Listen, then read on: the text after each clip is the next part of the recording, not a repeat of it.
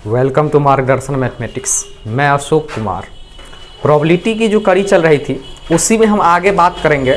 आज जो अपना टॉपिक है वो है कंडीशनल प्रोबेबिलिटी। तो आज हम बात करने वाले हैं कंडीशनल प्रोबेबिलिटी के ऊपर। तो आइए जो है ना, सबसे पहले हेडिंग डाल लीजिए कंडीशनल प्रोबेबिलिटी। कंडीशनल प्रोबेबिलिटी, अब यहाँ हम बात करेंगे इसी कंडीशनल प्रोबेबिलिटी पे। तो अब कंडीशनल प्रोबेबिलिटी क्या है, यहीं से शुरू होती है क्लास 12 की प्रोबेबिलिटी। क्लास 12 की जो प्रोबेबिलिटी है यहाँ से शुरू होती है। तो कंडीशनल प्रोबेबिलिटी यदि हम बात करें तो इसमें क्या होता है, जैसे कंडीशन होती है कि probability of A by B. इसका मतलब क्या होता है, इसका मतलब होता है probability of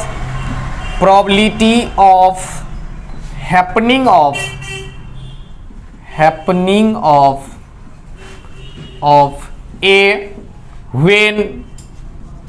when B is happen।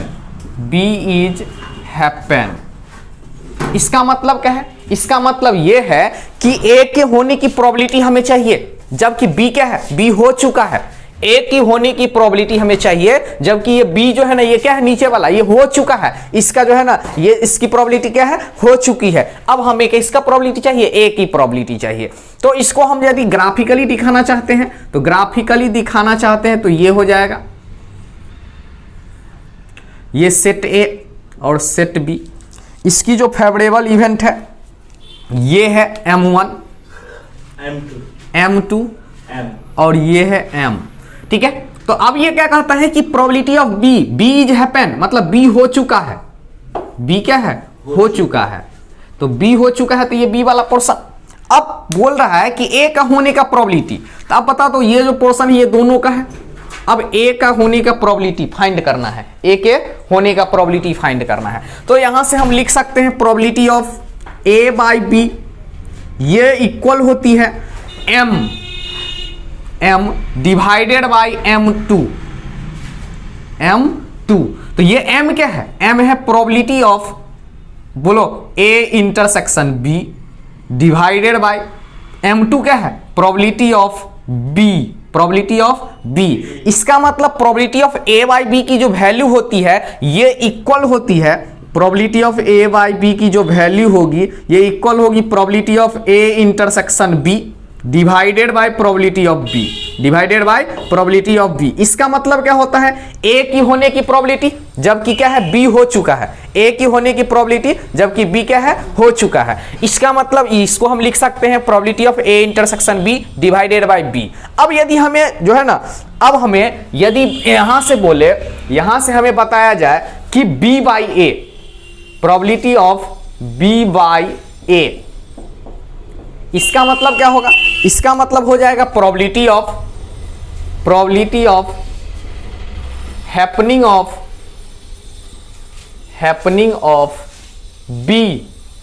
B का होने का प्रोबेबिलिटी व्हेन ए इज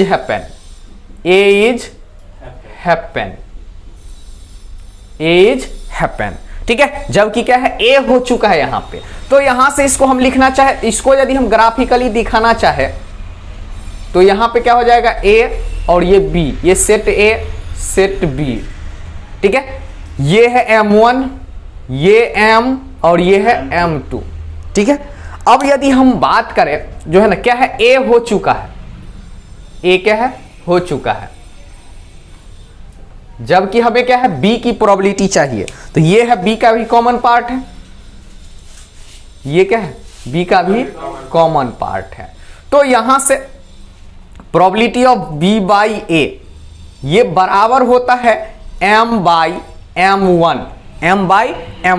ये m क्या है, probability of a intersection b divided by m1 क्या है, प्रोबेबिलिटी ऑफ a। इसका मतलब जो है ना, probability of b by A की जो वैल्यू होगी ये हो जाएगी probability of a intersection b divided by probability of a, ये हो जाएगी probability of b by A की वैल्यू। इसका मतलब है probability of happening of b when a is happen. इसका मतलब होता है probability of happening of a when B is happen. जब बी हो चुका है तो ए की प्रोबेबिलिटी फाइंड करने के लिए हम यूज करेंगे ए बाई बी, और जब क्या है ए हो चुका है तो बी की प्रोबेबिलिटी फाइंड करने के लिए हम यूज करेंगे बी बाई ए। ठीक है, इसकी जो वैल्यू होती है देखो ध्यान से समझना, जब यहां पे ए बाई बी है तो हम बी के प्रोबेबिलिटी से डिवाइड करते हैं, जो है ना, जो दोनों के प्रोबेबिलिटी है उसको क्या करते हैं, बी के प्रोबेबिलिटी से डिवाइड कर देते हैं। और जब कि यहां पे बी बाई ए है तो हम क्या करते हैं, दोनों के प्रोबेबिलिटी को ए की प्रोबेबिलिटी से डिवाइड कर देते हैं। मतलब नीचे वाला जो है उसके प्रोबेबिलिटी से क्या करते हैं, डिवाइड कर देते हैं। क्या कर देते हैं, डिवाइड कर देते हैं। इसको लिख लीजिए, फिर हम इसी पर बेस्ड जो है ना क्वेश्चन करेंगे। पहले इसको लिख लीजिए। चलिए, हो गया नोट। तो आइए अब हम बात करेंगे उसी पे बेस्ड क्वेश्चन पे। तो क्वेश्चन है आपका एनसीईआरटी का क्वेश्चन नंबर 6, 13.1 चैप्टर है, क्वेश्चन नंबर 6 है। क्वेश्चन क्या है, अ क्वाइन इज टॉस 3 टाइम्स, एक सिक्का को 3 बार उछाला जा रहा है। तो फाइंड करना है, फर्स्ट क्वेश्चन है ई, कहता है हेड ऑन थर्ड टॉस, तीसरी बार में हेड होनी चाहिए। और एफ कहता है हेड ऑन फर्स्ट 2 टॉस। अब ये क्या कहता है, हेड ऑन किसमें, फर्स्ट 2 टॉस। ठीक है, इसके बाद है second question E, at least 2 head, कम से कम 2 हेड होनी चाहिए। एफ है एट मोस्ट 2 हेड, ज्यादा से ज्यादा 2 हेड होना चाहिए। इसके बाद है तीसरा question E, at most 2 tail, ज्यादा से ज्यादा 2 टेल होनी चाहिए। और एफ है एट लीस्ट 1 टेल, कम से कम जो है ना 1 टेल होनी चाहिए। तो आइए बारी बारी से तीनों क्वेश्चन को बारी बारी से सॉल्व करते हैं। तो सबसे पहले हम बात करें, यदि हम एक कॉइन को 3 बार जो है ना 3 बार यदि हम टॉस करें तो इसकी जो है ना टोटल एग्जॉस्टिव इवेंट क्या होगा, या टोटल आउटकम क्या होगा। तो टोटल आउटकम इसके हो गए एस इक्वल टू पहली बार हेड, दूसरी बार हेड, तीसरी बार हेड, पहली बार हेड, दूसरी बार हेड, तीसरी बार टेल, पहली बार हेड, दूसरी बार टेल, तीसरी बार हेड, फिर पहली बार टेल, दूसरी बार हेड, तीसरी बार हेड, फिर है पहली बार हेड, दूसरी बार टेल, तीसरी बार टेल, फिर है पहली बार टेल, दूसरी बार हेड, तीसरी बार टेल, फिर है पहली बार टेल, दूसरी बार टेल और तीसरी बार हेड, फिर है यहां पे पहली बार टेल, दूसरी बार भी टेल, तीसरी बार भी टेल। ये होती है टोटल आउटकम या टोटल रिजल्ट जो होता है एक सिक्का को 3 बार उछालने के बाद। अब यहां से क्वेश्चन ये बनता है, क्वेश्चन पहला है ई, हेड ऑन थर्ड टॉस, मतलब तीसरी बार जो होना चाहिए क्या होना चाहिए, हेड ही होना चाहिए। तीसरी कंडीशन यहां पे लागू हो, कंडीशन क्या है कि तीसरी बार हेड ही होना चाहिए। तो तीसरी बार फिक्स कर दो हेड। देखो तीसरी बार हेड है, हेड है, हेड है, हेड है। इसके बाद देखो पहली दूसरी बार क्या हो सकता है, हेड हेड हो सकता है, हेड टेल हो सकता है, टेल हेड हो सकता है, टेल टेल हो सकता है। ठीक है, जब हम एक को फिक्स कर देंगे तो ये क्या होगा, वेरी करेगा, head head, head tail, tail head, tail tail, ये करेगा। तो ये हो जाएगी ई। इसकी प्रोबेबिलिटी चाहते हैं तो इसकी प्रोबेबिलिटी क्या हो जाएगा, 1 2 3 4, 4 बट्टा टोटल कितना है 8, टोटल कितना है ये 8 है, तो 4 बट्टा 8 ये हो जाएगी इसकी प्रोबेबिलिटी। अब एफ कहता है हेड ऑन फर्स्ट 2 टॉस, पहली बार और दूसरी बार हेड होनी चाहिए। पहली बार दूसरी बार, पहली बार दूसरी बार हेड, तो तीसरी बार क्या हो सकता है, टेल हो सकता है, हेड हो सकता है, टेल और हेड हो सकता है। क्लियर। तो इसकी प्रोबेबिलिटी पूछा जाए तो 1 2, 2 बट्टा 8। अब दोनों में कॉमन चेक कर लेना है, तो कॉमन सिर्फ और सिर्फ क्या होगा बोलो, head head head, head head head, यही कॉमन होगा। तो ये कॉमन हो जाएगी हेड हेड हेड, इसका मतलब इसकी प्रोबेबिलिटी तो एक ही है, तो एक है तो क्या हो जाएगा 1 बट्टा 8। अब यहां पे देखो ई बाई एफ, इसका मतलब क्या है कि प्रोबेबिलिटी ऑफ ई हमें चाहिए जबकि एफ हो चुका है, एफ हो चुका है। इसका मतलब यहां पे फर्स्ट 2 टॉस पे क्या हो चुका है, पहली 2 टॉस पे हेड आ चुकी है। ठीक है, हेड आ चुकी है। अब हमें चाहिए तीसरी बार क्या चाहिए बोलो, हेड चाहिए। क्या चाहिए, तीसरी बार हेड चाहिए। पहली बार और दूसरी बार हेड आ चुकी है, अब हमें तीसरी बार क्या चाहिए, हेड ही चाहिए। तीसरी बार क्या चाहिए, हेड। तो इसको लिख सकते हैं probability of E by F equal to probability of E intersection F divided by probability of F, ये होगी। अब इस दोनों का वैल्यू रख दो, इसकी वैल्यू 1 बट्टा 8, इसकी वैल्यू क्या है 2 बट्टा 8, डिवाइड कर दो 1 बट्टा 2 आंसर हो जाएगी। नेक्स्ट क्वेश्चन, दूसरा नंबर क्वेश्चन है एट लीस्ट 2 हेड, कम से कम 2 हेड होना चाहिए। तो कम से कम 2 हेड कहने का मतलब क्या हो जाएगा, 2 हेड होगा और 3 हेड होगा, 2 हेड और 3 हेड। 2 से ज्यादा हो सकता है लेकिन 2 से कम नहीं होना चाहिए। कम से कम 2 का मतलब होता है 2 से ज्यादा हो सकता है, तो 2 से ज्यादा क्या होगा, 2 हेड और 3 हेड, 2 हेड और 3 हेड। तो 2 हेड में क्या बनेगा, head head tail, head head head tail head, फिर क्या बनेगा बोलो, टेल हेड हेड, ये 2 हेड वाला केस हो गया। और 3 हेड वाला क्या हो जाएगा, एक ही केस बनेगा, हेड हेड हेड, तो क्या हो जाएगा टोटल केस 1 2 3 4, तो ये इसकी प्रोबेबिलिटी हो जाएगी 4/8। ई की प्रोबेबिलिटी क्या हो जाएगी बोलो, ई की प्रोबेबिलिटी 4/8, ई की प्रोबेबिलिटी 4/8। अब एफ का आता है एट मोस्ट 2 हेड, ज्यादा से ज्यादा 2 हेड होना चाहिए, तो ज्यादा से ज्यादा 2 हेड, तो 2 से तो कम हो सकता है, 1 हेड हो सकता है, 0 हेड हो सकता है, ठीक है। तो यहां पे सबसे पहले देख लो, सबसे पहले 0 हेड का केस, तो क्या हो जाएगा, टेल टेल टेल, इसका मतलब क्या है 0 हेड, कोई हेड नहीं। इसके बाद है 1 हेड का केस जो होगा, 1 हेड का 3 केस बनेगा, head head tail tail head, tail head tail, और क्या बनेगा, हेड टेल टेल, फिर क्या बनेगा बोलो, ये बनेगा बोलो, ये 1 हेड का केस बनेगा। और 2 हेड का, head head tail, head tail head और टेल हेड हेड, 3 केस बनेगा 2 हेड का, 3 केस बनेगा 1 हेड का, और 1 हेड बनेगा 0 हेड का, ठीक है। तो टोटल को 60 बट्टा क्या हो जाएगा 8 इसकी प्रोबेबिलिटी हो जाएगी। अब दोनों में कॉमन देखे तो प्रोबेबिलिटी में कॉमन क्या हो जाएगा बोलो, हेड हेड टेल, देखो हेड हेड टेल हो जाएगी, हेड टेल हेड हो जाएगी दोनों में, और टेल हेड हेड ये दोनों में कॉमन हो जाएगी। अब इसकी प्रोबेबिलिटी 3/8। अब हमें देखो सबसे पहले क्या करता है, एटलीस्ट 2 हेड, कम से कम 2 हेड हो चुका है। अब यहां पे देखो E/F का मतलब क्या हो जाएगा, एटमोस्ट 2 हेड हो चुका है, ज्यादा से ज्यादा 2 हेड हो चुका है। अब हमें फाइंड करना है एटलीस्ट 2 हेड, तो E/F इक्वल टू क्या होगा, probability of E intersection F divided by probability of F, probability of E intersection बोलो F divided by probability of F, ठीक है। इसकी वैल्यू रखो, इसकी वैल्यू है 3/8 इंटरसेक्शन का, 3/8 divided by probability of F 60/8, divide कर दो, 8 से 8 कैंसिल, 3/7 आंसर हो जाएगी, 3/7 आंसर हो जाएगी। सो मत नोट कर लो, फिर हम बात करते हैं तीसरा क्वेश्चन पे। पहले दोनों को लिख लो, फिर हम बात करते हैं तीसरा क्वेश्चन। चलिए हो गया, आइए तीसरा क्वेश्चन।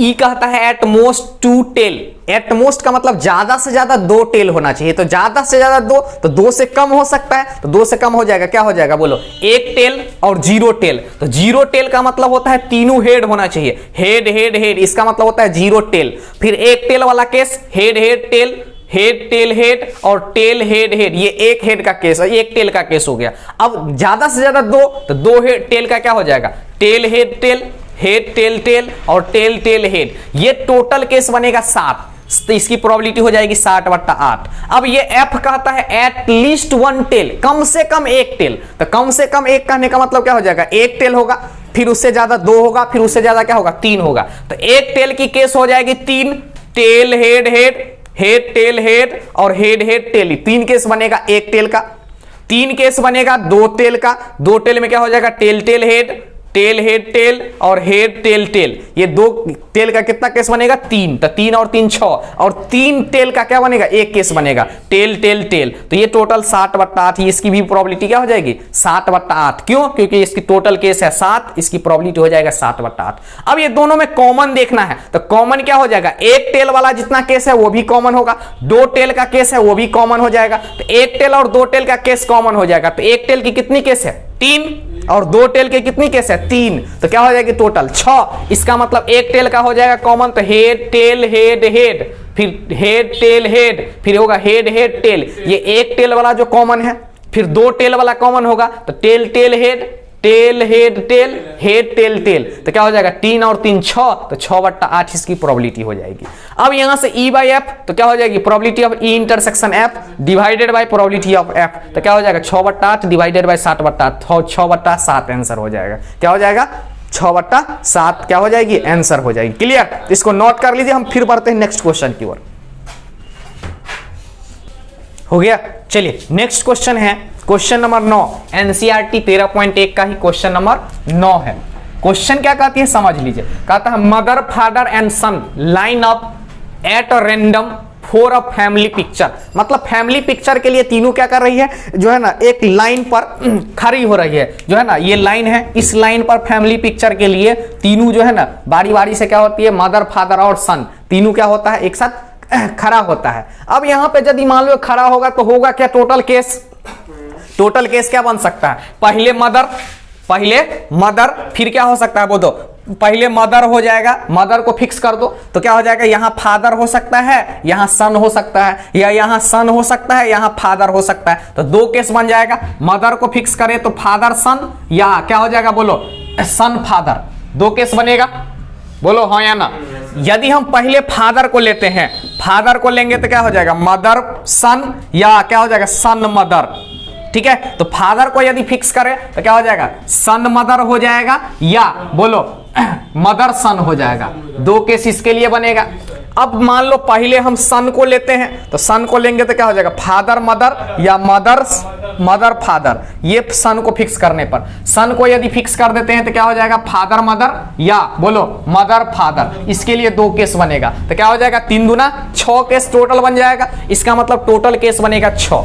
अब यहां पे क्वेश्चन है फर्स्ट, ई का आता है सन ऑन वन एंड। सन क्या होना चाहिए, एक ही छोर पर, मतलब एक छोर पर होना चाहिए, या तो पहले होना चाहिए या लास्ट में होना चाहिए, या तो पहले होना चाहिए या लास्ट में। तो देखो सन को यदि हम लास्ट में लेते हैं, यहां पे क्या हो जाएगा, मदर फादर, मदर फादर, या क्या हो सकता है, फादर मदर। ये हो सकता है जब लास्ट में लेंगे तब, या शुरू में लेंगे तो क्या हो जाएगा, देखो शुरू में सन को लेंगे तो फादर मदर, और क्या हो जाएगा, mother father, father mother, mother father. मतलब 4 टोटल केस बनेगा। तो इसकी प्रोबेबिलिटी क्या हो जाएगा, 4/6, 4/6 टोटल केस 6। इससे डिवाइड कर देंगे तो प्रोबेबिलिटी ये हो जाएगी ई का। एफ का आता है फादर इन मिडिल। अब यदि पिता क्या हो, बीच में हो, तो मदर हो सकता है एक साइड, या एक साइड सन हो सकता है। यहां पे क्या हो जाएगा, फादर बीच में, तो सन और मदर हो सकता है, सन और मदर हो सकता है। पहले सन फिर बाद में मदर, या पहले मदर तो फिर बाद में सन। ये दो केस बनेगा। इसका प्रोबेबिलिटी 2/6। अब दोनों में कॉमन देखे, इस दोनों में कॉमन, तो इस दोनों में दोनों केस कॉमन है, मदर फादर सन, मदर देखो मदर फादर सन, और इसे यहां son father mother, son father mother, दोनों केस कॉमन है। तो यहां पे कॉमन क्या हो जाएगा, E intersection F, mother father son, son father mother. तो क्या हो जाएगा इसकी प्रोबेबिलिटी 2/6।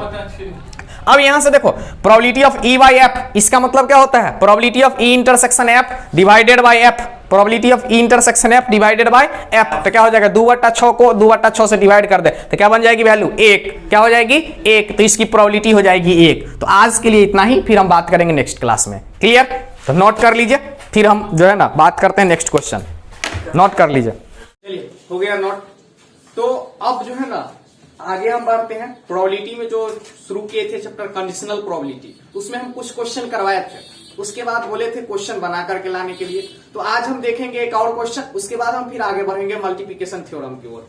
तो चलो पहले एक क्वेश्चन देख लेते हैं, जो क्वेश्चन लिया गया है एनसीईआरटी 13.1 से। क्वेश्चन नंबर 15 है एनसीईआरटी 13.1 का। क्वेश्चन क्या है एक बार पढ़ लेते हैं, फिर हम आगे इसका सॉल्यूशन पे चर्चा करते हैं।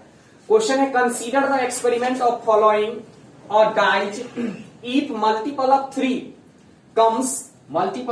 कम्स अप थ्रो और डाई अगेन। यदि क्या हो, मल्टीपल ऑफ 3 हो, मल्टीपल ऑफ 3 कहने का मतलब 3 हो या 6 हो, तो क्या करेंगे, फिर से डाई को क्या करेंगे, थ्रो करेंगे, अगेन थ्रो और डाई।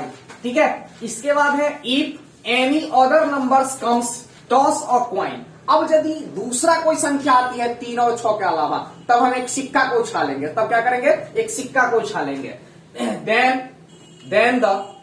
देन या find the probability of a even. देखो किसकी प्रोबेबिलिटी फाइंड करना है, ऑफ अ इवन। ठीक है, the coin shows tail. Coin क्या दिखाती है, सिक्का दिखाती है टेल, उसकी प्रोबेबिलिटी हमें फाइंड करना है। ठीक है, गिवन दैट दिया क्या हुआ है, एटलीस्ट 1 डाइज सोज 3। कम से कम एक डाइज क्या शो करता है, 3 शो करता है। कम से कम एक डाइज क्या शो करता है, 3 शो करता है। फिर समझ लो, देखो क्वेश्चन क्या है, क्वेश्चन है कि एक डाइज को थ्रो किया जाता है। एक डाइज को क्या किया जाता है, थ्रो किया जाता है। जब एक डाइज को थ्रो किया जाता है तो क्या होगा, बोलो 1 2 3 4 5 6, ये होगा रिजल्ट। अब उसमें से क्या होता है कि यदि 3 के मल्टीपल संख्या होगी, 3 के मल्टीपल संख्या होगी, तो फिर से एक डाई को उछालेंगे। एक क्या करेंगे, एक डाई को उछालेंगे। और यदि 3 की मल्टीपल संख्या नहीं होगी, नहीं कहने का मतलब 3 6 के अलावा जो संख्या होगा, तो हम एक क्वाइन को उछालेंगे, एक क्वाइन को टॉस करेंगे। क्या करेंगे, एक क्वाइन को हम टॉस करेंगे। एक क्वाइन को क्या करेंगे, टॉस करेंगे। क्लियर, एक क्वाइन को क्या करेंगे, टॉस करेंगे। अब समझ लो, अब एक्सपेरिमेंट क्या होगा। पहले एक डाई मेरे पास है, इसको हम सबसे पहले क्या करें, थ्रो किए। तो थ्रो करेंगे तो क्या हो जाएगा, 1 2 3, इसका रिजल्ट हो जाएगा 1 2 3 4 5 6, ये होगा। अब ये कहता है इसमें से कि मल्टीपल ऑफ 3, कहने का मतलब 3 और 6 जब भी एपियर होगा, 3 और 6 जब एपियर होगा, तो फिर से हम डाई को थ्रो करेंगे। इसको थ्रो करेंगे, डाई को। फिर से क्या करेंगे, लूडो को, छकड़ी को लुढ़काएंगे। और यदि इसके अलावा मतलब 1 2 4 5 हो, एक क्वाइन को हम टॉस करेंगे। क्या करेंगे, क्वाइन को टॉस करेंगे। तो क्वाइन को टॉस करेंगे तो हेड टेल आएगा, और डाइस को थ्रो करेंगे तो फिर से 1 2 3 4 5 6 ये होगा। अब समझ लो, तो इसका टोटल नंबर ऑफ रिजल्ट क्या होगा, टोटल आउटकम क्या होगी। तो सबसे पहले समझ लो, देखो 3 आएगा, पहला डाइस पे 3, फिर से यदि करेंगे तो उस पे 1, पहला पे 3, फिर से 3 है तो फिर डाइस थ्रो करेंगे तो 2 हो सकता है, 3, फिर दूसरा पे 3, फिर डॉट डॉट, इसी तरह करके क्या हो जाएगा 3 6। अब फिर 6, तो डाइस को थ्रो करेंगे तो क्या होगा 1, फिर 6 2 6 3 6 6 डॉट डॉट, क्या होगा 6 6। इसका मतलब क्या हो जाएगा, यदि 3 और 6 आता है तो डाइस को थ्रो करेंगे तो 2 डाइस में क्या होता है 1 से लेके 6 तक, इसमें भी क्या होगा 1 से 6 तक। अब समझ लो, अब यदि क्या होती है 1, 3 6 के अलावा मतलब 1 होती है, तो क्वाइन को क्या करेंगे, टॉस करेंगे। तो क्वाइन को टॉस करेंगे तो हेड हो सकता है और टेल हो सकता है। इसका मतलब इधर समझ लो, देखो क्या होगा, 1 हेड 1 टेल, 1 हेड 1 टेल, फिर क्या होगा 2 हेड 2 टेल, फिर क्या होगा 4 हेड 4 टेल, फिर क्या होगा 5 हेड 5 टेल। ये होगी रिजल्ट टोटल। इसको काउंट करेंगे तो ये 20 है टोटल। कितना है, 20 है ये टोटल। ठीक है, ये टोटल 20 है। ठीक है, ये टोटल 20 है। इसका मतलब टोटल रिजल्ट जो इसका है ये क्या है, 20 है। अब समझ लो, अब कहता है फाइंड ए, मान लेते हैं कि ये जो है ना क्या बोल रहा है, द क्वाइन सोज टेल, जो क्वाइन क्या दिखा रहा है, टेल को, उसको लेट कर लेते हैं ए, इवेंट मान लेते हैं कि ए है, जो क्वाइन क्या करता है, क्वाइन सोज टेल। अब टेल को दिखाने वाला सर्च करो इसमें से, और टेल क्या है, 1 के साथ टेल, 2 के साथ टेल, 4 के साथ टेल, 5 के साथ tail, 1 tail 2 tail 4 tail 5 tail, ये होगा। जो जो टेल दिखा रहा है उस वाले को क्या करना है, इसमें से निकाल लेना है। तो ये बनेगा 4 केस, इसकी प्रोबेबिलिटी बोले तो 4/20। अब बी कहता है एटलीस्ट 1 डाइस सोज 3, कम से कम 1 डाइस पर 3 होना चाहिए, कम से कम 1। तो 1 वाला केस क्या हो जाएगा, 3 1 3 2, बोलो 3 4 3 5 3 6, और 1 के बाद क्या होना चाहिए, 2 डाइस पे भी होना चाहिए। तो 2 डाइस पे जब होगा 3 तो क्या हो जाएगा बता दो, 2 डाइस पे होगा तो 3 3 हो जाएगा, क्या हो जाएगा 3 3 3 3 जब होगा तो इसकी प्रोबेबिलिटी क्या हो जाएगी, बोलो इसकी टोटल संख्या बोले तो 6, इसकी प्रोबेबिलिटी बोले तो क्या हो जाएगा 6/20, इसकी संख्या कितना हो जाएगा 6 हो जाएगा, और इसकी प्रोबेबिलिटी बोले तो कितना 20। अब चेक करना है दोनों में common, A intersection F B, A intersection B, कोई कॉमन नहीं है दोनों में। देखो ये जो ए इवेंट है और ये बी इवेंट है, दोनों में कोई कॉमन है नहीं है, इसका मतलब कोई कॉमन नहीं है। जब कोई कॉमन नहीं होती तो इसकी प्रोबेबिलिटी होती है 0, इसकी प्रोबेबिलिटी क्या होती है 0। अब हमें फाइंड करना है probability of A by B, क्या फाइंड करना है, ए बाई बी। ये क्या होता है, कल लिखाए हुए थे, probability of A intersection B. देखो इधर देखो बोर्ड की तरफ, रोड पे मत देखो, क्या होता है probability of A intersection B divided by probability of B. ये ए इंटरसेक्शन बी है, intersection A, probability of A intersection B divided by B. अब इंटरसेक्शन का वैल्यू क्या है 0, तो 0 बाय क्या हो जाएगा, बी की वैल्यू है 6/20, इसका मतलब 0 को किसी नंबर से डिवाइड करेंगे तो क्या होगा 0 ही होगा, इसकी प्रोबेबिलिटी क्या हो जाएगी 0। क्या हो जाएगी प्रोबेबिलिटी 0। इसको नोट कर लो, फिर हम नेक्स्ट आगे बढ़ते हैं, नोट कर लो। चलिए हो गया नोट। नेक्स्ट अब जो टॉपिक है यह मल्टीप्लिकेशन थ्योरम। तो मल्टीप्लिकेशन थ्योरम डिराइव किया हुआ है जो है ना, जो आप इससे पहले कंडीशनल प्रोबेबिलिटी पर है वहीं से। तो कंडीशनल प्रोबेबिलिटी क्या कहती है कि ए बाई बी, इसका मतलब है प्रोबेबिलिटी ऑफ हैपनिंग ऑफ ए का होने का प्रोबेबिलिटी जबकि बी हो चुका है, जबकि बी हो चुका है, इक्वल टू होता है probability of A intersection B divided by B, और probability of B by A, probability of ये है बी बाई ए। इसका मतलब क्या होता है, probability of happening of B when A is happen, जब ए हो चुका है तो बी का होने का प्रोबेबिलिटी, तो ये होती है probability of A intersection B divided by probability of A. अब यहां समझना है, अब हमें फाइंड करना है probability of happening of both A and B, both A and B. तो इंटरसेक्शन वाला जो पार्ट होता है वो दोनों को दिखाता है, ए को भी दिखाता है एंड बी, मतलब ए और बी में जो कॉमन पोर्शन है फेवरेबल इवेंट उसको दिखाता है। इसकी प्रोबेबिलिटी तो probability of A intersection B, ये रिप्रेजेंट करेगा probability of happening of both A and B. इसका मतलब क्या होता है, ए और बी को दोनों का होने का प्रोबेबिलिटी, ए और बी को दोनों का होने का प्रोबेबिलिटी इक्वल टू हो जाएगा। तो यहां से क्रॉस मल्टीप्लाई कर ले, तो probability of B into probability of A by B, यहां से क्रॉस मल्टीप्लाई करें तो ए इंटरसेक्शन बी का वैल्यू क्या हो जाएगी, probability of A into probability of B by A. Clear. अब यहां ध्यान से समझना है क्वेश्चन क्या कहते हैं कि 2 cards are drawn 1 by 1 without, यहां पे ध्यान रखना है, विदाउट रिप्लेसमेंट। इसका मतलब क्या है, विदाउट रिप्लेसमेंट का मतलब क्या है कि जब भी हम एक कार्ड को निकाल लेंगे तो फिर से उसको रख नहीं सकते। जैसे मान लो ये बॉक्स है, कार्ड का बॉक्स, इसमें से यदि हम निकाल लिए एक कार्ड निकाल लिए, इसको फिर से नहीं रख सकते हैं, यही कहलाता है विदाउट रिप्लेसमेंट। और यदि हम निकाल करके फिर उसमें रख दे तो क्या होता है, रिप्लेसमेंट, मतलब निकाले और फिर रख दिए। और निकाल करके नहीं रखना है, वही कहा था विदाउट रिप्लेसमेंट, मतलब रिप्लेस नहीं करना है, रखना नहीं है उसमें, ठीक है। तो ये कहलाता है विदाउट रिप्लेसमेंट। इस पे थोड़ा सा फोकस करना, विदाउट रिप्लेसमेंट।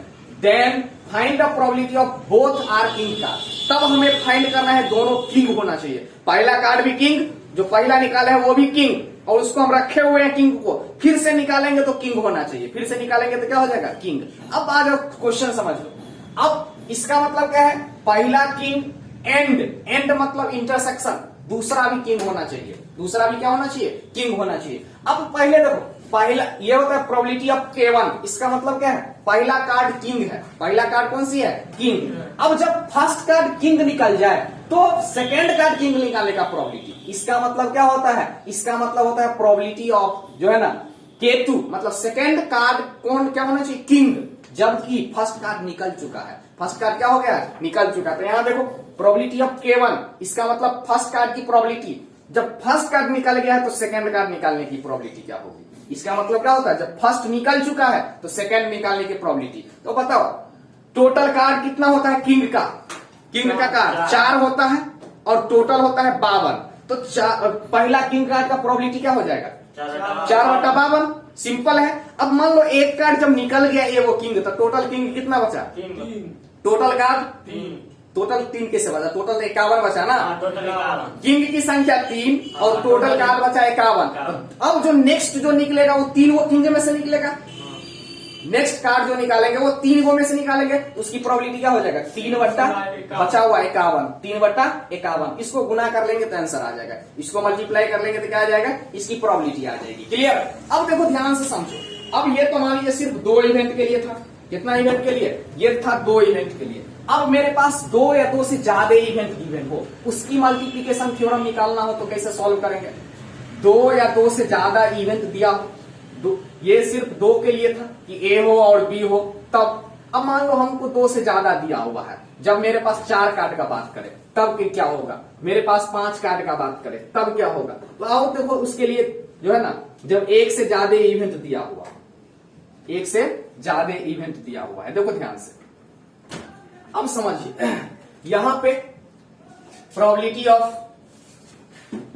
अब यहां दिया हुआ A1 intersection A2 intersection A3 dot dot dot intersection AN। इसका मतलब क्या है, इसका मतलब क्या है, ऑल n का जो है ना इवेंट जो है वो क्या होना चाहिए, मान लीजिए जिस पार्टिकुलर एक इवेंट के बारे में बात करेगा, इसकी क्या हो जाएगी प्रोबेबिलिटी, ये बराबर हो जाएगा। सबसे पहले देखो पहला इवेंट का होने का प्रोबेबिलिटी, अब जब पहला इवेंट हो चुका है तो दूसरा इवेंट का होने का प्रोबेबिलिटी, फिर पहला और दूसरा जब हो चुका है तो तीसरा इवेंट का होने का प्रोबेबिलिटी, पहला हो चुका है दूसरा भी हो चुका है तो तीसरा का होने का प्रोबेबिलिटी, फिर क्या होगा, बोलो बोलो बोलो, प्रोबेबिलिटी ऑफ पहला दूसरा तीसरा हो चुका है, पहला हो चुका है दूसरा भी हो चुका है तीसरा भी हो चुका है, तो क्या हो जाएगा, बोलो पहला दूसरा तीसरा हो चुका है तो चौथा का होने का प्रोबेबिलिटी।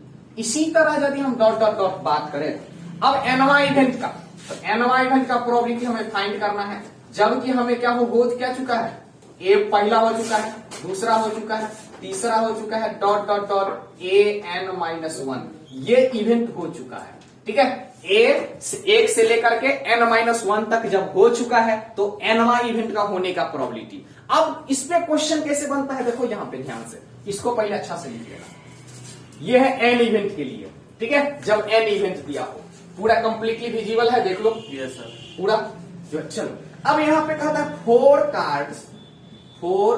कार्ड्स, ठीक है, ड्रॉन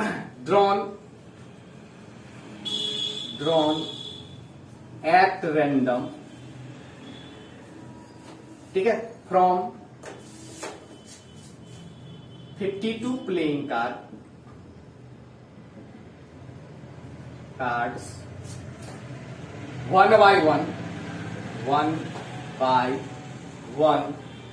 without का मतलब क्या होता है?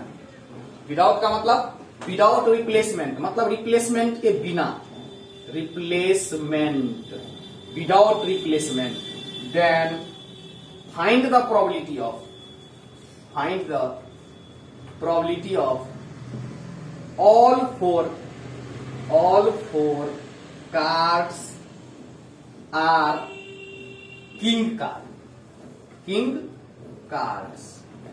चारों कार्ड क्या होना चाहिए? किंग कार्ड होना चाहिए। चारों कार्ड क्या होना चाहिए? King card. 4 कार्ड निकाला जाता है विदाउट रिप्लेसमेंट। कहने का मतलब विदाउट रिप्लेसमेंट कहने का मतलब क्या होता है कि एक कार्ड निकाल लिए तो फिर उसको रख नहीं सकते हैं, फिर दूसरा निकालिए तो उसको भी नहीं रख सकते, तीसरा निकालिए फिर नहीं रख सकते हैं, चौथा निकालिए फिर उसको भी नहीं रख सकते। इसका मतलब 4 कार्ड हमें निकालना है, ठीक है, टोटल 4 कार्ड निकालना है। अब बताना है हमें कि चारों क्या होना चाहिए? किंग कार्ड होना चाहिए। चारों क्या होना चाहिए? King card. इसका मतलब समझ लो, इसका मतलब होता है हमें फाइंड करना है प्रोबेबिलिटी ऑफ पहला कार्ड क्या होना चाहिए? King, intersection. दूसरा कार्ड किंग होना चाहिए, इंटरसेक्शन। तीसरा कार्ड किंग होना चाहिए, इंटरसेक्शन। चौथा कार्ड भी क्या होना चाहिए? किंग होना चाहिए। पहला कार्ड किंग, दूसरा भी किंग, तीसरा भी किंग, चौथा भी किंग, मतलब ऑल 4 आर क्या होना चाहिए? किंग। इसकी प्रोबेबिलिटी क्या हो जाएगा बता दो। पहला किंग कार्ड, अब जब पहला किंग कार्ड निकल गया है, जो निकल जाता है उसको नीचे रखते हैं, ठीक है, तो क्या हो जाएगा? दूसरा किंग कार्ड निकालने का प्रोबेबिलिटी।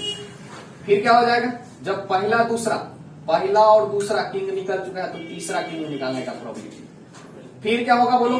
जब पहला, दूसरा, तीसरा निकल गया है, पहला, दूसरा, तीसरा निकल गया तो चौथा कार्ड क्या? किंग निकालने का प्रोबेबिलिटी। अब ये पूछ रहा है बता दो पहला कार्ड कितना में से निकलेगा? 4 गो किंग में से, 4 गो में से निकलेगा। टोटल पट्टा कितना होगा? 52। तो क्या हो जाएगा? 4/52। फिर अब मान लो एक कार्ड निकल गया है तो किंग की संख्या अब कितना बचा? 3 बचा। टोटल कितना बचा? 51। तो यहाँ दूसरा का प्रोबेबिलिटी क्या हो जाएगा? 3/51। फिर अब 2 कार्ड निकल चुका है तो किंग की संख्या कितना?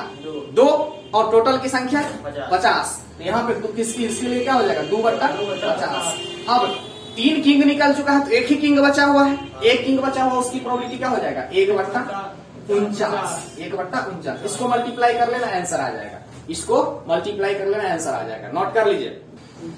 चलिए अब जो नेक्स्ट टॉपिक है आपका है ये इंडिपेंडेंट इवेंट। अब ये इंडिपेंडेंट इवेंट क्या होता है एक बार समझ लीजिए। कहता है इफ हैपनिंग और not happening of any event, any one event, किसी भी इवेंट को होने का या नहीं होने का जो चांसेस है, जो है ना, जो चांसेस है वो जो है ना क्या करता है? इज नॉट इफेक्ट, जो है ना असर नहीं पड़ता है, इफेक्ट नहीं पड़ता है, is not effect on the happening of all other event, then the event is called independent event. मतलब एक इवेंट के होने से दूसरे इवेंट के होने या नहीं होने पर कोई फर्क नहीं पड़ेगा, या एक इवेंट के नहीं होने से दूसरे के होने या नहीं होने पर कोई फर्क नहीं पड़ेगा, उसी को कहते हैं इंडिपेंडेंट इवेंट। तो इंडिपेंडेंट इवेंट होती है, तो आइए समझ लेते हैं कैसे। देखिए इससे पहले पढ़ा है डिपेंडेंट इवेंट। डिपेंडेंट में क्या पढ़ा है कि पहला किंग है, निकल चुका है, तो दूसरा किंग निकालने का प्रोबेबिलिटी 3/51। पहला कार्ड यदि क्यून निकल चुका है तो दूसरा किंग निकालने का प्रोबेबिलिटी, तो किंग कितना बचा हुआ है? 4 को, ठीक है, लेकिन टोटल कितना बचा हुआ है? 51 ही बचा हुआ। क्यों? क्योंकि एक किंग क्यून निकल चुकी है। इसके बाद है एक किंग निकल जाने के बाद क्यून की प्रोबेबिलिटी, वो भी क्या होगा? 4/51। क्यों? क्योंकि एक कार्ड निकल चुका है, टोटल में से क्या हो गया? एक निकल चुका है, लेकिन क्यून की संख्या अभी भी क्या है? 4, तो 4/51 होगा। अब ये होता कहलाता डिपेंडेंट इवेंट। ये क्या कहलाता है? Dependent event. और ये होता है विदाउट रिप्लेसमेंट का केस। डिपेंडेंट इवेंट जो होता है ये होता है विदाउट रिप्लेसमेंट का केस, ध्यान रखना है। और यहाँ पे पहला किंग निकल चुका है, दूसरा किंग निकालने का प्रोबेबिलिटी 4/52। इसका मतलब पहला किंग निकालने से दूसरा पर कोई फर्क नहीं पड़ा। क्या किया, हम निकाल लिए पहला किंग, देख लिए हाँ ये किंग है, फिर उसको उसमें रख दिए। तो बता दो एक किंग निकालने के बाद कितना बचा था, 3, फिर से उसमें रख दिए तो 4 किंग बच गया। टोटल 51 था तो फिर से एक रख दिए तो क्या हो गया, 52 हो गया। इसका मतलब हम क्या कि एक निकाले और फिर से रख दिए तो कोई फर्क नहीं पड़ा। इसका मतलब पहला किंग निकालने के बाद दूसरा किंग निकालने का प्रोबेबिलिटी क्या हो जाएगा, 4/52। पहला क्यून निकालने के बाद दूसरा निकालना है क्या, किंग, फिर भी क्या होगा 4/52 ही होगा। पहला किंग निकल चुका है, फिर दूसरा क्यून निकालने का प्रोबेबिलिटी भी क्या होगा 4/52। इसका मतलब क्या है, फर्क ही नहीं पड़ रहा है। क्यों नहीं फर्क पड़ रहा है, क्योंकि निकाल करके फिर हम उसको रिप्लेस कर देते हैं। यह रिप्लेसमेंट का केस कहलाता है। क्या कहलाता है, रिप्लेसमेंट का। रिप्लेसमेंट का जो केस होता है यह कहलाता है रिप्लेसमेंट, और ये होता है विदाउट रिप्लेसमेंट। डिपेंडेंट इवेंट जो होता है ये होता है with out replacement. Without replacement का केस होता है, ठीक है। तो जब भी रिप्लेसमेंट का केस होगा इंडिपेंडेंट इवेंट कहलाएगा, और विदाउट रिप्लेसमेंट का केस होगा डिपेंडेंट इवेंट कहलाएगा। अब आइए यहाँ पे इंडिपेंडेंट का मल्टीप्लिकेशन थ्योरम समझ लेते हैं। अब यहाँ पे a/b, इसका मतलब b को होने से a के होने पर कोई फर्क नहीं पड़ रहा है। ये इसका वैल्यू क्या होता है, फिर भी प्रोबेबिलिटी ऑफ a के बराबर। और यहाँ पे a के होने से b के होने पर कोई फर्क नहीं पड़ेगा। इसका मतलब इसकी वैल्यू हो जाएगी प्रोबेबिलिटी ऑफ b के बराबर। अब यहाँ से probability of happening of both a and b, जब दोनों a एंड b का होने का प्रोबेबिलिटी क्या हो जाएगा, probability of a intersection b, दोनों का होने का प्रोबेबिलिटी इक्वल टू क्या हो जाएगा बता दो, probability of a into probability of b, probability of a into probability of b, क्योंकि probability of b by a का वैल्यू क्या है, b, तो यहाँ पे क्या हो जाएगा प्रोबेबिलिटी ऑफ b। इससे पहले जो पढ़े हैं मल्टीप्लिकेशन थ्योरम उसमें सिर्फ हमें क्या रखना है, इसका वैल्यू रख देना है b। ये हो जाएगा probability of a into probability of b। Clear, इसको नोट कर लीजिए, फिर हम क्वेश्चन लेते हैं। नोट कर लीजिए, चलिए हो गया नोट। आइए नेक्स्ट क्वेश्चन।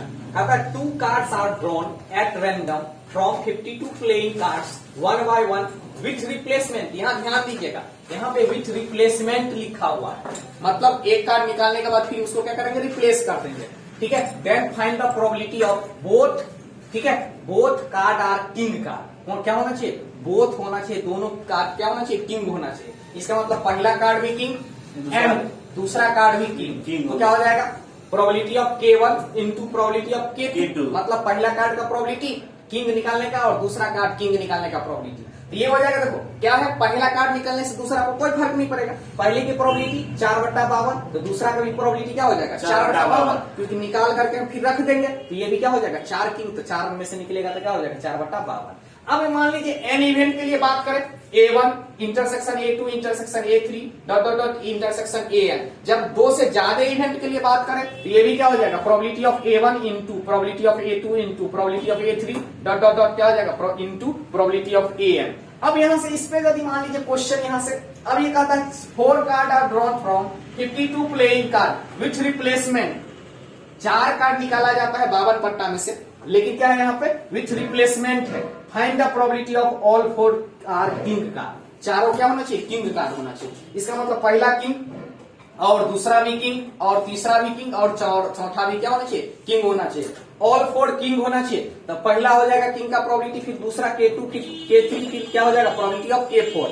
तो पहला का प्रोबेबिलिटी क्या होगा 4/52, दूसरा का भी 4/52, तीसरा का भी 4/52, चौथा का भी 4/52। मतलब एक कार्ड निकलने से दूसरा पर कोई फर्क नहीं पड़ता है। इसका मतलब सबका प्रोबेबिलिटी क्या हो जाएगा 4/52, 4/52, 4/52। क्लियर, इसको नोट कर लो, फिर हम लिखेंगे बात करेंगे, मतलब इसके आगे पहले इसको नोट कर लो। चलिए हो गया नोट। तो आइए नेक्स्ट क्वेश्चन।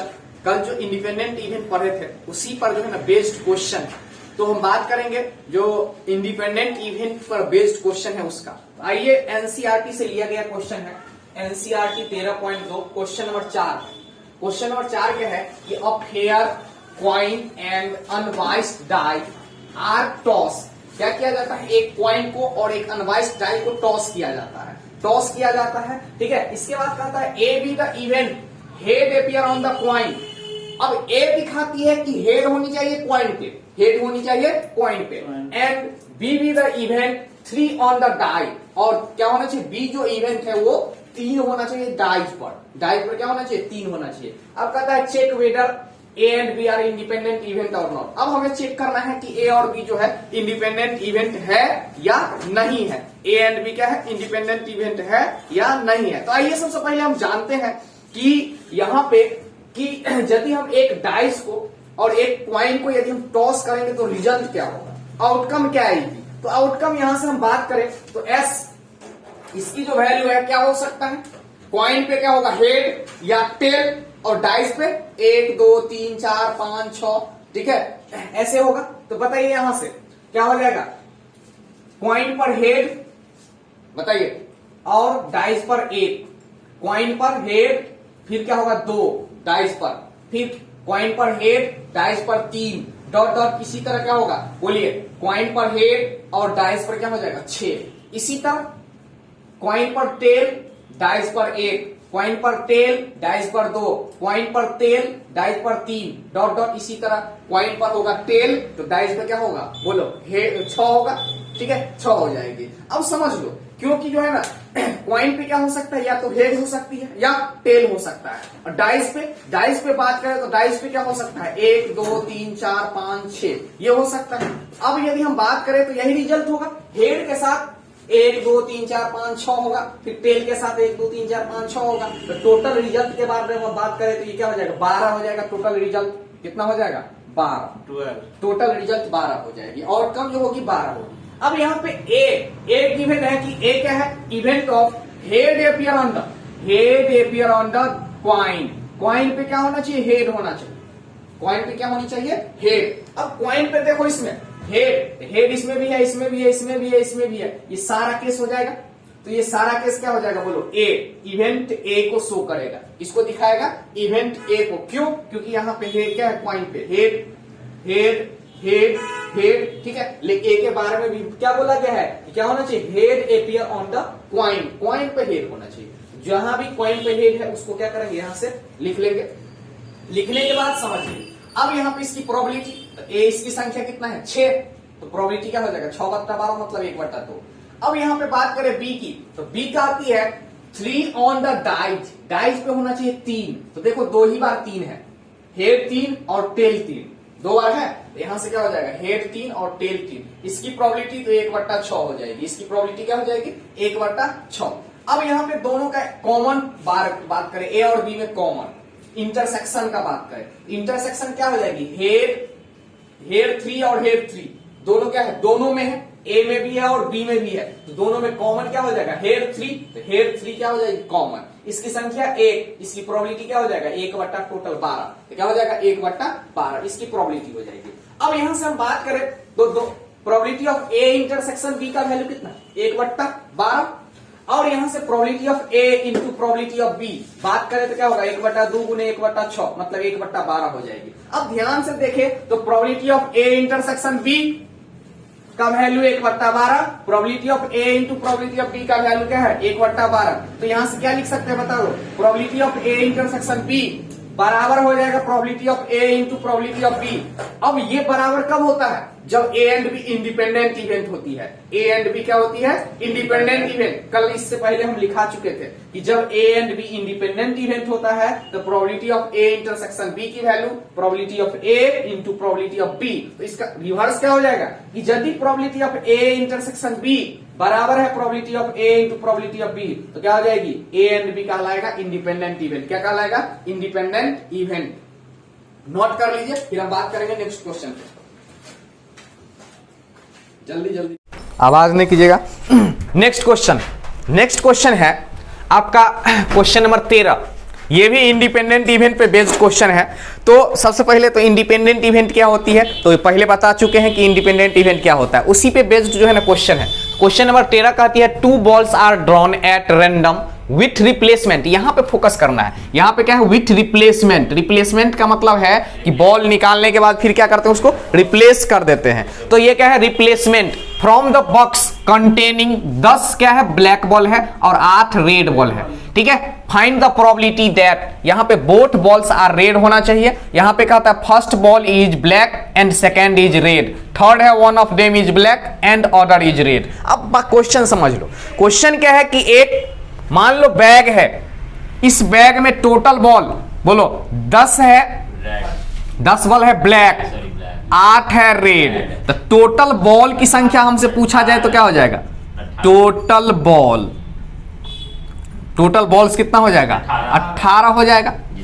अब यहां से देखो समझ लो, अब क्या है क्वेश्चन, क्या है कि यहां पे एक अगर ये रिप्लेसमेंट की केस है, इसका मतलब इंडिपेंडेंट इवेंट की केस है। तो इंडिपेंडेंट इवेंट में अब यहां पे पूछा जा रहा है कि बोथ बॉल क्या होना चाहिए? रेड होनी चाहिए। क्या होनी चाहिए? रेड। इसका मतलब है कि पहला बॉल, बोलो फर्स्ट बॉल क्या होना चाहिए? Red. First ball red and दूसरा बॉल भी क्या होना चाहिए? रेड होना चाहिए। R1 का मतलब है पहला बॉल जो निकालते हैं, फर्स्ट बॉल जो निकालते हैं वो रेड होनी चाहिए। इंटरसेक्शन का मतलब होता है एंड, और R2 का मतलब होता है जो सेकेंड बॉल निकालेंगे वो भी क्या होना चाहिए? रेड होनी चाहिए। तो इंडिपेंडेंट इवेंट के केस में या रिप्लेसमेंट के केस में क्या होता है बता दो? यहां पे probability of R1 into probability of R2। तो रिप्लेसमेंट के केस में क्या होता है कि पहले को निकलने से या नहीं निकलने से दूसरे के निकलने या नहीं निकलने पर कोई फर्क नहीं पड़ता है। तो यहां से बता दो इसकी प्रोबेबिलिटी, पहला बॉल यदि रेड होगा तो क्या हो जाएगी प्रोबेबिलिटी? बता दो 8/18, 8 क्योंकि रेड की संख्या कितनी है? 8, टोटल संख्या 18, तब इसकी प्रोबेबिलिटी क्या हो जाएगी? 8/18। दूसरा बॉल ये भी क्या हो जाएगा? 8/18, 8/18। क्यों? क्योंकि इसके निकलने से इसके निकलने पर कोई फर्क नहीं पड़ेगा। लेकिन वहीं पे विदाउट रिप्लेसमेंट होता तो क्या होता? फर्क पड़ता विदाउट रिप्लेसमेंट में, लेकिन रिप्लेसमेंट में कोई फर्क नहीं पड़ती है। आ जाओ नेक्स्ट क्वेश्चन। क्वेश्चन नंबर ये फर्स्ट था, क्वेश्चन नंबर सेकंड है फर्स्ट बॉल क्या होना चाहिए? ब्लैक। फर्स्ट बॉल होना चाहिए, पहला जो बॉल ब्लैक होनी चाहिए। एंड मतलब इंटरसेक्शन। दूसरा बॉल क्या होना चाहिए? रेड। दूसरा बॉल होना चाहिए रेड। अब बता दो इसकी क्या हो जाएगी वैल्यू? बोलो। प्रोबेबिलिटी ऑफ पहला बॉल होना चाहिए ब्लैक इनटू दूसरा बॉल क्या होना चाहिए? रेड। दूसरा बॉल होना चाहिए रेड। क्लियर? दूसरा बॉल क्या होना चाहिए? रेड होनी चाहिए। अब बताओ यहां से पहली बॉल ब्लैक निकालने की प्रोबेबिलिटी, ब्लैक की संख्या कितना है? 10 बट्टा टोटल 18 इनटू दूसरा रेड निकालने की प्रोबेबिलिटी 8/18। कोई दिक्कत? चलो इसको सॉल्व कर लेना। क्लियर? आ जाओ आगे नेक्स्ट तीसरा क्वेश्चन है one of them is black and other red. क्या होना चाहिए? एक बॉल ब्लैक होना चाहिए और एक रेड होनी चाहिए। तो बताओ क्या हो सकता है? संभावना क्या है? संभावना है कि पहला बॉल क्या हो सकता है? ब्लैक एंड, तब दूसरा क्या होगा? रेड, क्योंकि एक ब्लैक एक क्या है? रेड। और एक केस बनेगा, पहला यदि रेड होता है तो दूसरा क्या होना पड़ेगा? बोलो। दूसरा होना पड़ेगा ब्लैक। दूसरा क्या होना पड़ेगा? यहां ब्लैक हो जाएगा। क्लियर?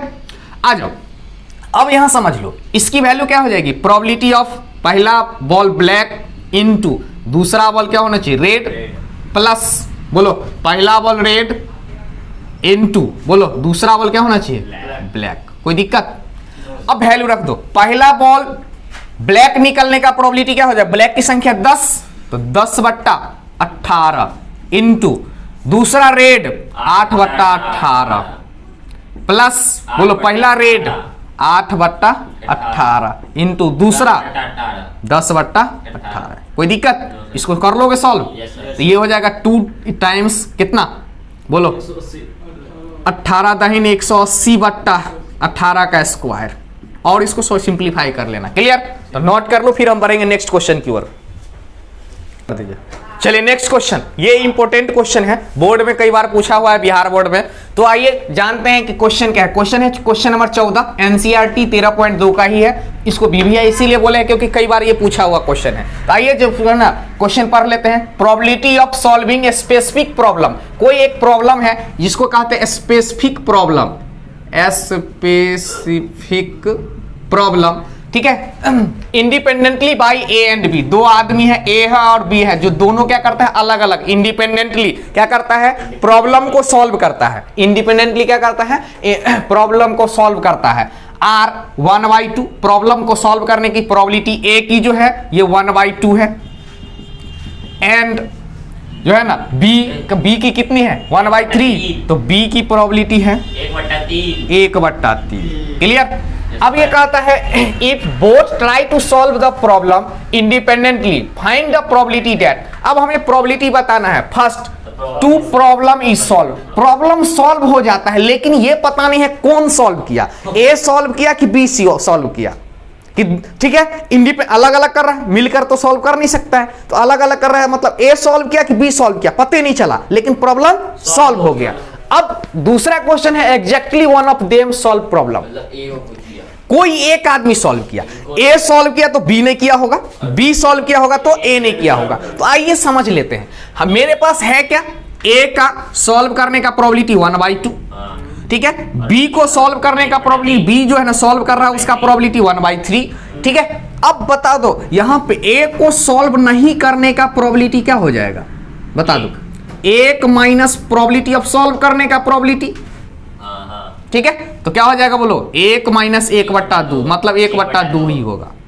बी को प्रॉब्लम नहीं सॉल्व करने का प्रोबेबिलिटी क्या होगा, 1 माइनस 1 क्या हो जाएगा प्रोबेबिलिटी ऑफ बी, इसकी वैल्यू क्या होगा 1 माइनस 1/3, मतलब क्या होगा 2/3, ठीक है। बी को प्रॉब्लम नहीं सॉल्व करने का प्रोबेबिलिटी 2/3 है। अब पहला क्वेश्चन कहता है कि प्रॉब्लम सॉल्व हो गया, रिक्वायर्ड प्रोबेबिलिटी, ठीक है, रिक्वायर्ड प्रोबेबिलिटी क्या कहती है कि प्रॉब्लम क्या हो गया, to solve the problem solve हो चुका है। तो बताओ हम इसको लिख सकते हैं 1 minus problem is not solve, probability of problem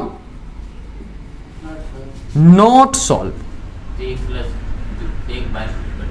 क्योंकि एक में से यदि हम नहीं सॉल्व होने वाला घटा देंगे तो क्या होगा, सॉल्व होने वाला बचेगा। अब यदि सॉल्व ही नहीं हुआ इसका मतलब ए भी सॉल्व नहीं किया और बी भी सॉल्व नहीं किया, तो क्या हो जाएगा बोलो, 1 माइनस प्रोबेबिलिटी ऑफ ए भी सॉल्व नहीं किया एंड इंटरसेक्शन बी भी सॉल्व नहीं किया।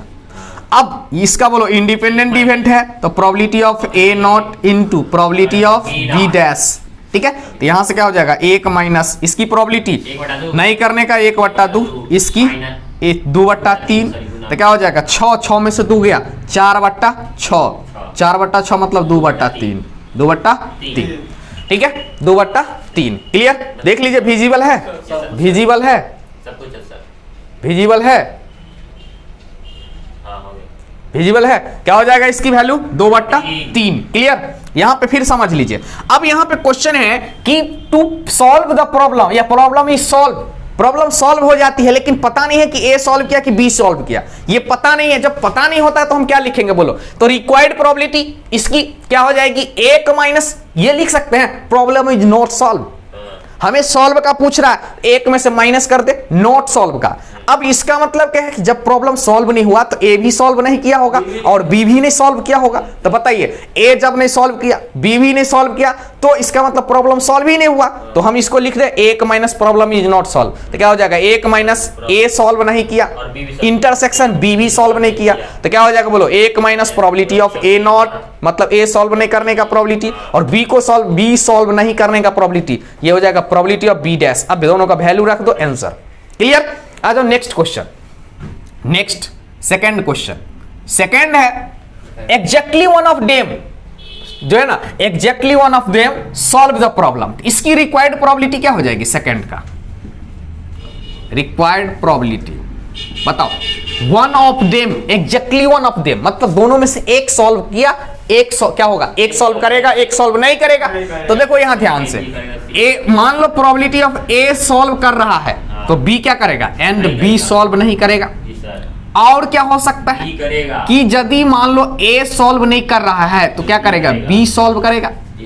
यही दो केस हो सकता है, एक तो ए सॉल्व कर ले तो बी नहीं करेगा, बी सॉल्व करे तो ए नहीं करेगा। आ जाओ इसको बोलो, तो क्या हो जाएगा probability of A into probability of B not या B dash plus probability of A dash into क्या हो जाएगा प्रोबेबिलिटी ऑफ बी, वैल्यू रख दो क्या, और है और केस बन रही है ना, ओ आर और का मतलब होता है या हिंदी में इसी को कहते हैं, क्या कहते हैं, law of addition, law of addition, ठीक है। जब भी और होता है तो उसको क्या कहते हैं, लॉ ऑफ एडिशन, यहां पे लागू होगी। या बताओ दो प्रोबेबिलिटी ऑफ ए की वैल्यू 1/2, प्रोबेबिलिटी ऑफ बी को नहीं सॉल्व करने की प्रोबेबिलिटी 2/3 प्लस ए मतलब dash, probability of A dash, इसकी वैल्यू 1/2, प्रोबेबिलिटी ऑफ बी की वैल्यू 1/3, तो ये क्या हो जाएगा बोलो 6, 2/6, 2/6 प्लस 1/6 मतलब 3/6 मतलब 1/2 होगा, क्या हो जाएगा 1/2। इसको नोट कर लो। आज के लिए इतना ही, फिर हम बात करेंगे नेक्स्ट लेक्चर में।